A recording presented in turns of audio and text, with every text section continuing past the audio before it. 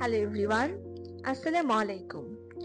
আজ থেকে প্রায় 1404 বছর আগে শেষ নবী হযরত মুহাম্মদ সাল্লাল্লাহু আলাইহি ওয়াসাল্লামের সঙ্গে ঘটে এক অলৌকিক ঘটনা, যাকে আমরা মিরাজ বলে জানি। মিরাজ ছিল আল্লাহর পক্ষ থেকে হযরত মুহাম্মদ সাল্লাল্লাহু আলাইহি ওয়াসাল্লামের কষ্ট দূর করার এক অভিনব উপহার। কারণ মিরাজের পূর্বে বিশ্বনবীর সঙ্গে বেশ কয়েকটি দুঃখজনক ঘটনা ঘটেছিল। মক্কায় কুরাইশরা রাসূল সাল্লাল্লাহু আলাইহি ওয়াসাল্লামের দাওয়াত প্রত্যাখ্যান করলে তিনি ইসলামের বার্তা প্রচারের উদ্দেশ্যে তায়েফে যান। কিন্তু তায়েফবাসী তার দাওয়াত গ্রহণ না করে তাকে উপহাস করে এবং শারীরিকভাবে আঘাত করে। তারা রাসূল সাল্লাল্লাহু আলাইহি ওয়াসাল্লামকে পাথর ছুঁড়ে আঘাত করে, যার ফলে তার পা রক্তাক্ত হয়ে যায়। এই ঘটনায় তিনি খুবই কষ্ট পান। এই ঘটনা ছাড়াও তার জীবনে আরো দুটি বেদনাদায়ক ঘটনা ঘটে। এই বছরই মারা যান তার প্রিয়তমা সহধর্মিণী হযরত খাদিজা রাদিয়াল্লাহু তাআলা আনহা এবং বিশ্বনবীর চাচা আবু তালিব। এজন্যই এই বছরকে বলা হয় আমুল হুজন বা শোকের বছর। জীবনের সব থেকে গুরুত্বপূর্ণ দুজন মানুষকে হারিয়ে এবং কাফিরদের অত্যাচারে বিশ্বনবী যখন হতবিহ্বল হয়ে পড়েন, তখন তাকে সান্ত্বনা দেওয়ার জন্য আল্লাহ পাক নিজের কাছে ডেকে নিয়ে যান। দশম হিজরির রজব মাসের ২৬ তারিখ রাতে মিরাজের ঘটনা ঘটেছিল বলে ধারণা করা হয়। মিরাজকে দুটি অংশে ভাগ করা যায়। প্রথম অংশকে বলা হয় ইসরা এবং দ্বিতীয় অংশ ঊর্ধ্বগমন ও আল্লাহর সাক্ষাৎ।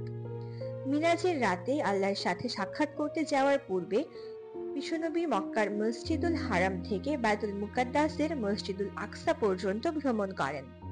মসজিদুল আকসা ছিল মুসলমানদের প্রথম কিবলা। এখানে তিনি সকল নবীদের ইমাম হিসেবে নামাজ আদায় করেন। ইসরার ঘটনা কুরআনের সূরা আল ইসরার ১ নম্বর আয়াতে এভাবে বর্ণিত হয়েছে: পবিত্র ও মহিমাময় সেই সত্তা, যিনি তার বান্দাকে রাতের বেলা মসজিদুল হারাম থেকে মসজিদুল আকসায় নিয়ে গেছেন, যার চারপাশ আমি বরকতময় করেছি, যেন আমি তাকে আমার কিছু নিদর্শন দেখাই। নিশ্চয়ই তিনি সর্বশ্রোতা ও সর্বদ্রষ্টা। ইসরার শেষে বায়তুল মুকাদ্দাস থেকে রাসূল সাল্লাল্লাহু আলাইহি ওয়াসাল্লামকে আকাশের দিকে নিয়ে যাওয়া হয়। এই সময় তিনি ৭টি আসমান পেরিয়ে সিদরাতুল মুনতাহা পর্যন্ত পৌঁছান। এই ভ্রমণে তিনি বেশ কয়েকজন নবীর সঙ্গে সাক্ষাৎ করেন। এ সম্পর্কে তিরমিজি শরীফের হাদিস নাম্বার 3135 উল্লেখযোগ্য। নবী সাল্লাল্লাহু আলাইহি ওয়াসাল্লাম বলেন, আমি প্রথম আসমানে হযরত আদম আলাইহি ওয়াসাল্লামের সঙ্গে সাক্ষাৎ করি, দ্বিতীয় আসমানে হযরত ইয়াহইয়া আলাইহি ওয়াসাল্লাম ও ঈসা আলাইহি ওয়াসাল্লামের সঙ্গে সাক্ষাৎ করি, তৃতীয় আসমানে হযরত ইউসুফ আলাইহি ওয়াসাল্লাম, চতুর্থ আসমানে হযরত ইদ্রিস আলাইহি ওয়াসাল্লাম, পঞ্চম আসমানে হযরত হারুন আলাইহি ওয়াসাল্লাম, ষষ্ঠ আসমানে হযরত মুসা আলাইহি ওয়াসাল্লাম এবং সপ্তম আসমানে হযরত ইব্রাহিম আলাইহি ওয়াসাল্লামের সঙ্গে সাক্ষাৎ করি। এই সময় সপ্তম আসমানে তিনি ইব্রাহিম আলাইহি ওয়াসাল্লামকে বাইতুল মামুর বা আকাশের কাবা তাওয়াফ করতে দেখেন। ৭ আসমান পেরিয়ে বিশ্বনবী পৌঁছে যান সিদরাতুল মুনতাহায়, যেখানে জগতের আর কেউ যেতে পারে না।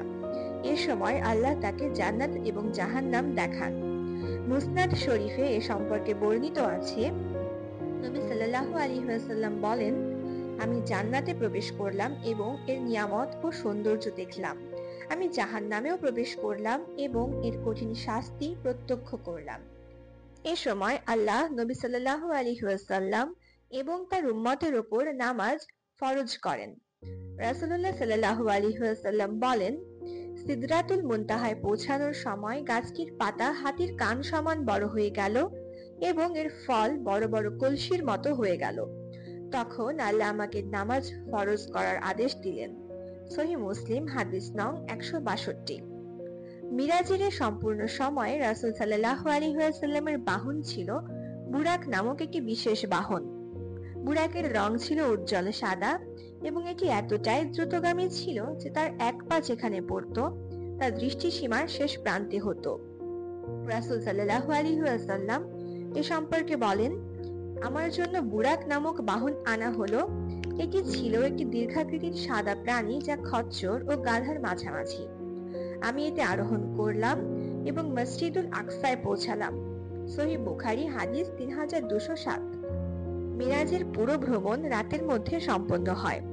মুহাম্মদ সাল্লাল্লাহু আলাইহি ওয়াসাল্লাম যখন এই ভ্রমণ থেকে ফিরে আসেন তখন দেখেন তার বিছানা তখনও গরম রয়েছে, যা প্রমাণ করে এটি পার্থিব সময়ের হিসেবে অত্যন্ত দ্রুত ঘটেছিল।